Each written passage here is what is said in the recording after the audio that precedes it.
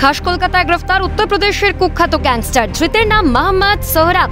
গোপন সূত্রে খবর পেয়ে মঙ্গলবার কলকাতা পুলিশ ও দিল্লি পুলিশের স্পেশাল সেলের তরফে যৌথ অভিযান চালানো হয় পার্ক স্ট্রিট থানার অন্তর্গত রিপন স্ট্রিট এলাকায়। সেখান থেকে গ্রেফতার করা হয় মোহাম্মদ সোহরাব নামে এক কুখ্যাত দুষ্কৃতীকে। পুলিশ সূত্রে খবর, বেশ কিছুদিন ধরেই কলকাতার রিপন স্ট্রিট এলাকায় গা ঢাকা দিয়েছিল সোহরাব। সেখানে সে ভাড়া থাকতো বলেই জানা গিয়েছে। জানা যাচ্ছে তিহার জেলে দীর্ঘদিন বন্দী ছিল এই সোহরাব। অভিযোগ, জেলে বসেই সোহরাব একাধিক দুষ্কৃতিমূলক কার্যকলাপে যুক্ত ছিল। জানা যায় বেশ কিছুদিন ধরেই তাকে হন্যে হয়ে খুঁজছিল পুলিশ।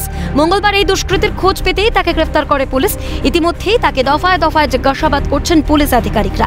কেন সে কলকাতায় এসে লুকিয়েছিল, তার কোনো দুষ্কৃতিমূলক কর্মকাণ্ড ঘটানোর পরিকল্পনা ছিল কিনা, এই সমস্ত বিষয়ে জানার চেষ্টা করছেন পুলিশ আধিকারিকরা। সূত্রের খবর, বুধবার সোহরাবকে আদালতে পেশ করে তাকে ট্রানজিট রিমান্ডে নেওয়ার আবেদন জানাবে দিল্লি পুলিশ। তারপর আজ দুপুরবেলা তাকে তার খোঁজ পায় এবং তাকে কিন্তু গ্রেপ্তার করে। যেটা জানা যাচ্ছে তার বিরুদ্ধে একাধিক খুনের অভিযোগ রয়েছে। শুধুমাত্র খুন নয়, জেলে বসেও কিন্তু একাধিক দুষ্কৃতিমূলক কার্যকলাপে সে জড়িত ছিল এমনটা কিন্তু উঠে আসছে এবং তাকে জিজ্ঞাসাবাদ করা হচ্ছে যে কেন সে কলকাতায় এসে গা ঢাকা দিয়েছিল, তার অন্য কোনো দুষ্কৃতিমূলক কোনো পরিকল্পনা ছিল কিনা, সমস্ত বিষয় কিন্তু জিজ্ঞাসাবাদ করে জানার চেষ্টা চলছে।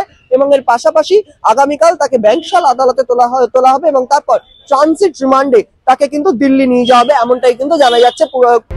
এই গ্রেফতারের ঘটনায় প্রশ্ন উঠতে শুরু করেছে, তবে কি ভিন রাজ্যের দুষ্কৃতীদের নয়া আখড়া হয়ে উঠছে এই রাজ্য? পুলিশ প্রশাসনের শিথিলতার কারণেই কি দুষ্কৃতীরা এখানে সহজে গা ঢাকা দিতে পারছে? প্রশ্ন ওয়াকিবহাল মহলের। ক্যামেরায় জনি মণ্ডলের সঙ্গে বিক্রান্ত রায় ও অভিরূপা সাহার রিপোর্ট, ক্যালকাটা নিউজ।